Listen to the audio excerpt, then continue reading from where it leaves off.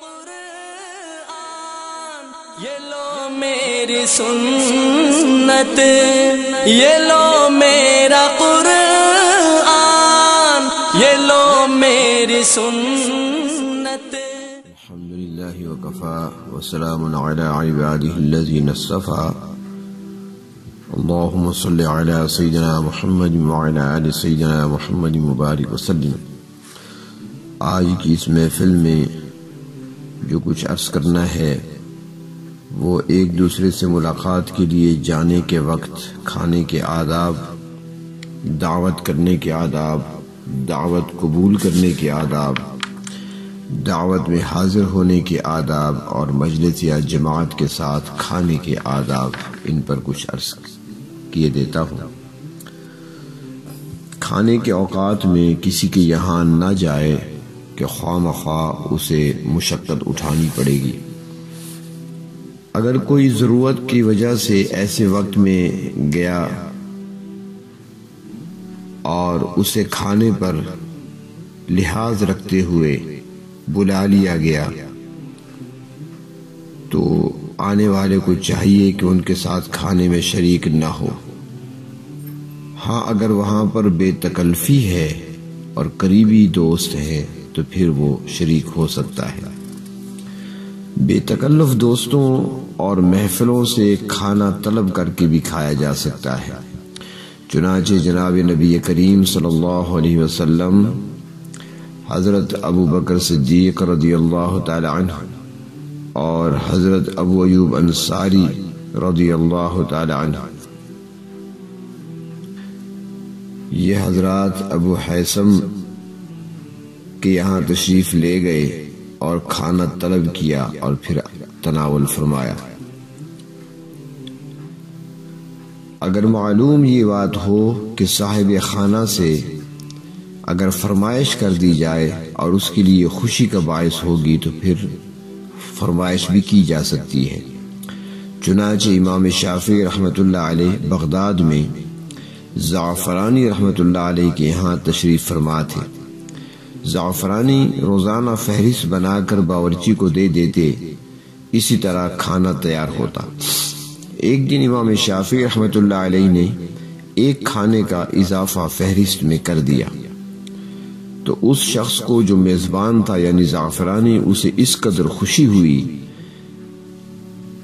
کہ جب کنیز کے ہاتھ میں وہ تحریر دیکھی جو امام شافعی نے لکھی تھی تو خوشی کے مارے اس کنیز کو آزاد کر دیا۔ بے تکلف دوستوں کے ہاں کھانا خود بھی نکال کر کھایا جا سکتا ہے اگر صاحب خانہ موجود نہ ہو۔ چنانچہ واقعات میں آتا ہے کہ ایک مرتبہ بہت سے لوگ حضرت سفیان ثوری رحمۃ اللہ علیہ کے مکان پر پہنچے۔ حضرت گھر پر نہیں تھے۔ انہوں نے دروازہ کھولا اور دسترخوان بچھایا اور خود ہی کھانا نکال کر کھانا شروع کر دیا۔ اتنے میں حضرت سفیان ثوری رحمۃ اللہ علیہ تشریف لائے۔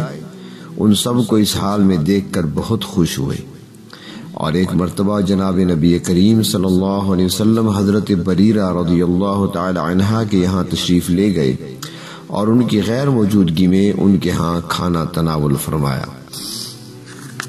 مسنون یہ ہے طریقہ کہ نیک اور صالح اور پرہیزگار لوگوں کے علاوہ کسی کو نہ بلایا جائے، دعوت نہ کی جائے کسی کی، کیونکہ نیک لوگ جو کھائیں گے تو اس سے عبادت کریں گے، کھانے کی قوت و طاقت عبادت اور اللہ کی اطاعت میں صرف ہوگی، ثواب میں کھلانے والا بھی شریک ہوگا، کیونکہ سبب اطاعت کا جو ہے وہ یہ کھانا ہوا۔ اسی وجہ سے حدیث پاک میں ہے کہ تیرا کھانا متقی کے علاوہ کوئی نہ کھائے، اور فاسق و فاجر دنیا داروں کی دعوت نہ کی جائے، کیونکہ وہ کھا کر فسق و فجور اور گناہوں میں مبتلا ہوں گے۔ اگر کسی بھوکے کو کھلانا ہو اور اس کا پیٹ بھرنا ہو تو پھر اس میں فاسق و فاجر کو نہیں دیکھا جائے گا، بلکہ حاجت روائی مستقل ایک ضرورت ہے۔ دعوت میں امیر لوگوں کو، غنی لوگوں کو، صرف انہی کو نہ بلایا جائے، کیونکہ نبی کریم صلی اللہ علیہ وسلم کا ارشاد ہے کہ سب سے بدترین وہ دعوت ہے جس میں مالداروں کو بلایا جائے اور غریبوں کو محروم رکھا جائے۔ آج کل کا رواج اور دستور یہی بن چکا ہے، جو متمول قسم کے گھرانے ہیں ان میں عموماً یہی ہوتا ہے کہ جو خوشحال لوگ ہوتے ہیں انہی کو دعوت دی جاتی ہے، اور جو اس طبقے کے غریب لوگ ہوتے ہیں ان کو محروم رکھا جاتا ہے۔ ایسی دعوت خلاف سنت ہے۔ رشتہ داروں کو خاص طور پر دعوت میں مدعو کیا جائے، ان کی رعایت رکھی جائے، ان کے ساتھ حسن برتاؤ جو ہے وہ صلہ رحمی کا حکم رکھتا ہے۔ جسے دعوت میں آنے میں دشواری ہو، بیمار ہونے کی وجہ سے یا مزاج کے موافق نہ ہو بات، تو اسے آنے کی تکلیف نہ دی جائے بلکہ اس کو رعایت دی جائے۔ دعوت کرنے کا مقصد فخر نہ ہو، نام و نمود، ریاکاری اور ناموری نہ ہو، کیونکہ اس کی وجہ سے ثواب سے محروم رہے گا، بلکہ اس ارادہ سے دعوت گناہ ہے، ثواب کے بجائے الٹا مواخذہ ہوگا۔ آداب قبولیت میں سے ہے کہ امیر اور غریب سب کی دعوت قبول کر لی جائے۔ امتیاز اور فرق اس بنیاد پر نہ کرے، کیونکہ جناب نبی اکرم صلی اللہ علیہ وسلم معمولی لوگوں کی بھی دعوت قبول فرما لیتے تھے۔ چنانچہ ایک درزی کی دعوت کو آپ صلی اللہ علیہ وسلم نے قبول فرما لیا تھا۔ کسی کی دعوت کو حقارت کی نظر سے نہ دیکھا جائے۔ جو دعوت صرف رسمن ہو یا لحاظن ہو اسے قبول نہ کیا جائے۔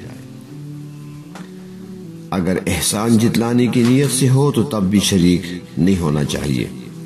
ہاں، جو دعوت دے رہا ہے اگر اس کے پاس جو مال ہے وہ مشتبہ ہے تو پھر بھی عذر کر دیا جائے۔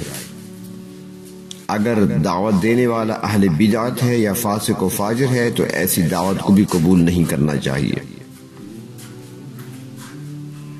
دعوت دینے والے کے ہاں اگر خلاف شرع امور کا ارتکاب ہو رہا ہو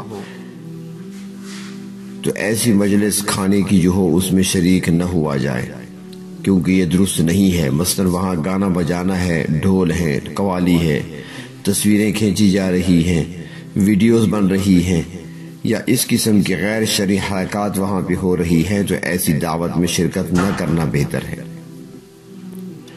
دعوت قبول کرنے میں صرف کھانے اور پیٹ بھرنے کی نیت نہیں کرنی چاہیے بلکہ سنت کی نیت کرنی چاہیے۔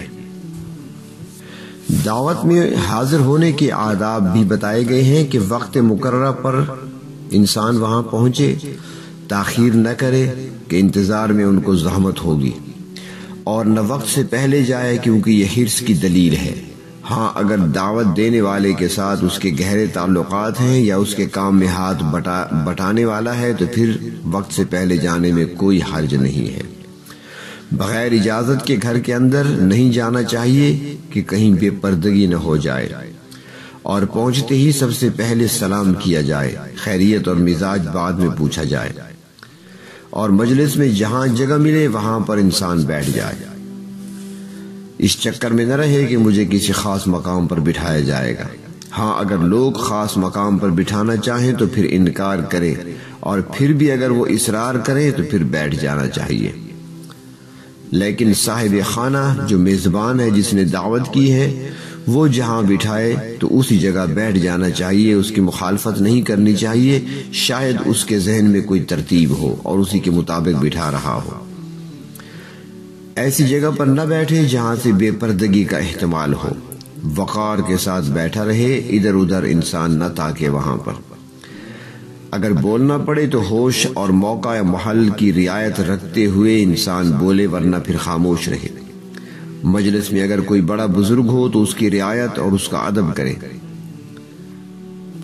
جو شخص کہیں دعوت میں جائے اور وہاں کوئی ناجائز چیز مثلا گانا بجانا وغیرہ دیکھے تو اگر اس کو پہلے سے اس کا علم نہ تھا اور لہو لعب کہیں دوسری جگہ ہے، عین کھانے کی جگہ پر نہیں ہے، تو ایسے موقع پر شریک کھانے میں ہو سکتا ہے، اور اگر اسی مقام پر یہ سب کچھ ہو رہا ہے جہاں پر کھانا ہے تو پھر اس دعوت میں شرکت مناسب نہیں، وہاں سے واپس چلا آئے۔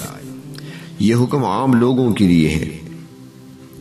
اگر مقتدا اور پیشوا یعنی اہل علم ہیں، علماء میں سے کوئی ہے اور منع کرنے پر قدرت نہیں رکھتے، یعنی ان کے منع کرنے پر وہ رکتے نہیں ہیں، تو پھر اس کو چاہیے کہ دسترخوان پر سے اٹھ کر چلا آئے، کیونکہ حضرت عبداللہ ابن مسعود رضی اللہ تعالی عنہ نے فرمایا یہ ذرا توجہ سے سننے کی بات ہے۔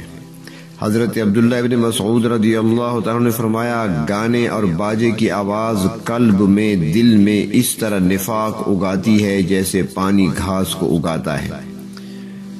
اور بزاز میں ہے کہ باجوں کی آواز کا سننا حرام ہے۔ نبی اکرم صلی اللہ علیہ وسلم نے فرمایا، مزامیر یعنی باجے وغیرہ ان کا سننا حرام ہے، وہاں بیٹھنا فسق ہے اور لذت حاصل کرنا کفر ہے۔ کسی محفل میں، مجلس میں اکٹھے لوگ بیٹھے ہوں تو ان کے ساتھ کھانے کے آداب کا بھی خیال رکھنا چاہیے۔ اگر مجمع میں اہل فضل اور بڑے عمر کے لوگ ہوں تو کھانے کی ابتدا انہی سے ہونی چاہیے۔ کھانے کی مجلس میں بالکل خاموش نہیں ہونا چاہیے، بلکہ امور خیر کا ذکر ہوتا رہے، لیکن لا یعنی باتوں سے احتیاط کی جائے۔ کوئی ایسا طریقہ اختیار نہ کیا جائے جس سے وہاں پر موجود ساتھیوں کو اذیت اور تکلیف ہو۔ اگر کوئی ساتھی کم کھائے تو اسے کھانے کی ترغیب دے اور اسے 2-3 مرتبہ کہیں، لیکن زیادہ اصرار نہ کریں۔ ساتھی کھانا کھا رہے ہیں، ان کے سامنے جو کھانا رکھا ہے اس کی طرف غور سے نہیں دیکھنا چاہیے۔ اپنے رفقا، اپنے ساتھیوں کی جو ساتھ کھانے میں شریک ہیں، ان کی رعایت کرنی چاہیے۔ ان سے پہلے ہاتھ نہیں روکنے چاہیے، بلکہ آہستہ آہستہ ان کے ساتھ شریک رہنا چاہیے۔ اور اگر آخر تک کوئی شریک نہیں رہ سکتا کھانے میں تو پھر پہلے سے ہی معذرت کر لینی چاہیے۔ اپنے ہاتھ کو اس برتن میں جس میں کھانا پڑا ہے نہیں جھاڑنا چاہیے۔